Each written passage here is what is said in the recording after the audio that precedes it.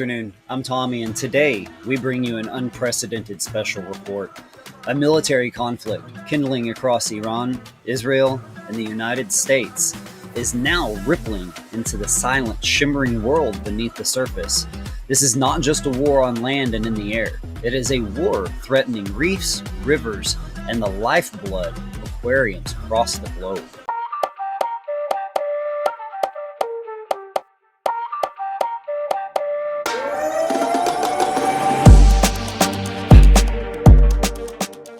With Iranian naval forces engaging in the Straits of Hormuz and allied operations intensifying across maritime choke points, the Red Sea, home to more than 1,200 species of marine life, is now a militarized zone.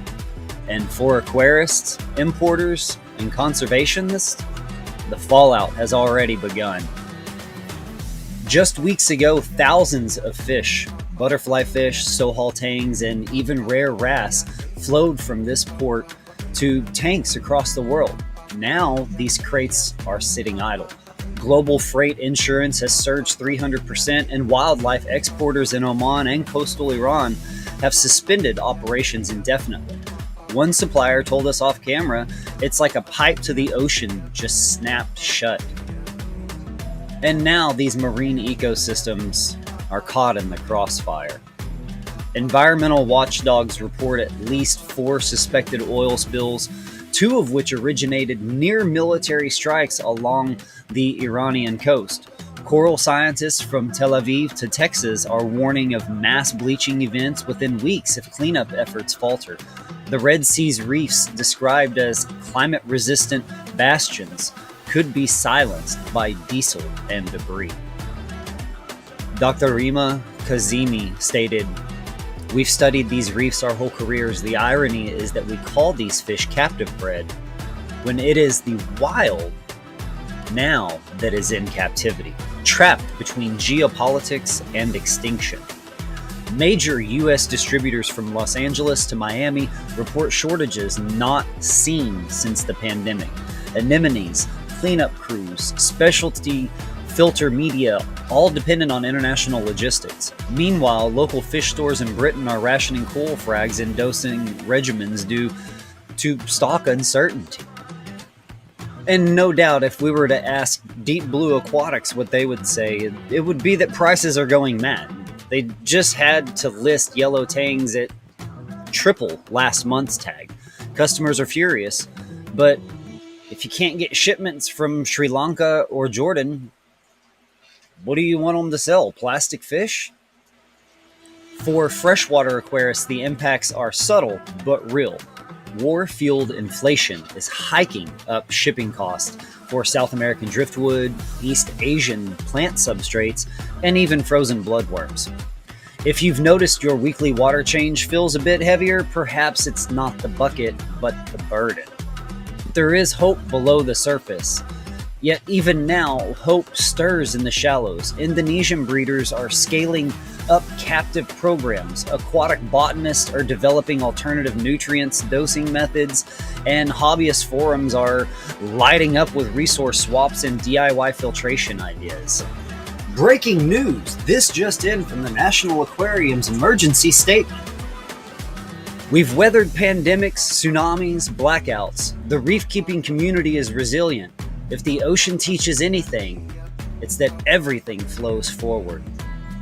As the world convulses with conflict, we remember this. The ocean, vast and ancient, has survived worse, but it's never had fewer allies. So feed your fish, keep your tanks lit, and above all, protect what you can, however small, however salty. For in every tank, every refugium, there is peace in miniature. Let's not let it be collateral.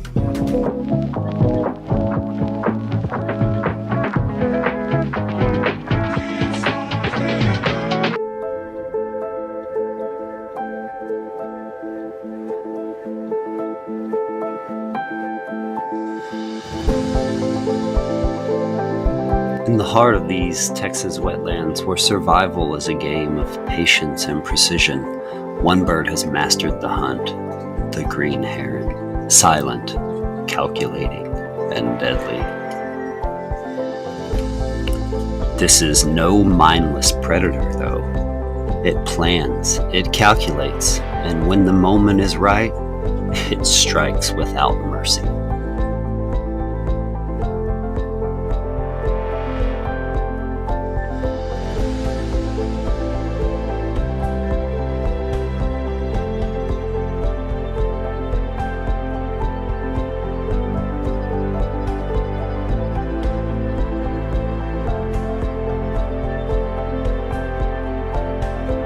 Invasive species threaten the balance of the wetlands. Aggressive bullfrogs, expanding without check, consuming everything in their path, until now.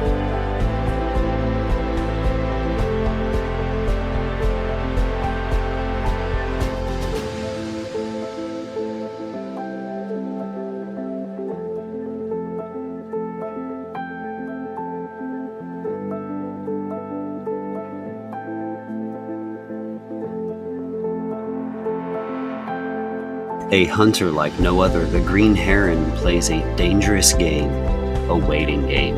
But it's not luck, it's strategy. This bird uses tools, baiting unsuspecting prey with twigs, insects, or feathers, luring them right into the jaws of death. And then,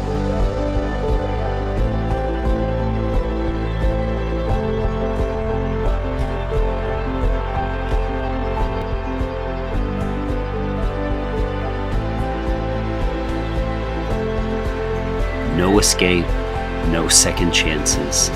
The kill is flawless. A silent guardian of the ecosystem, the green heron hunts not just for survival, but for control.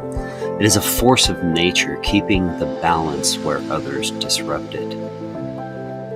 It is neither hero nor villain. It hunts, adapts, and survives.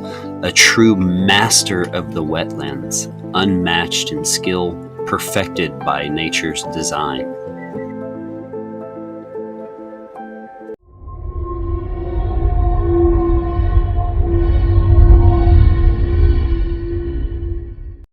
Breaking news from the Aquatic News Network.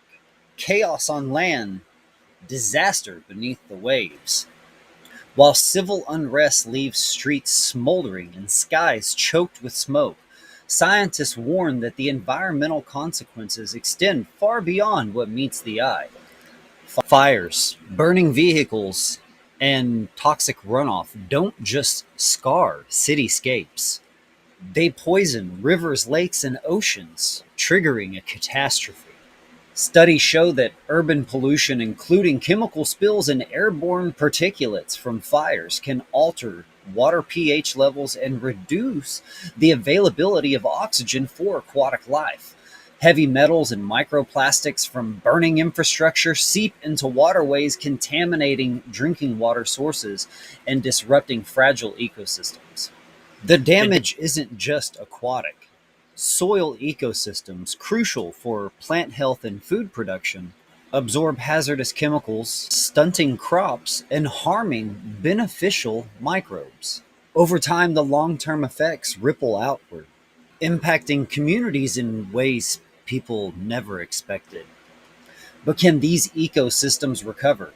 Well, experts say the clock is ticking, but hope remains if action is taken. In the wake of destruction, voices rise, not in anger, but in urgency to protect not just the streets, but the very lifeblood of the planet itself. This has been an exclusive Aquatic News Network report, because what happens above the water echoes below.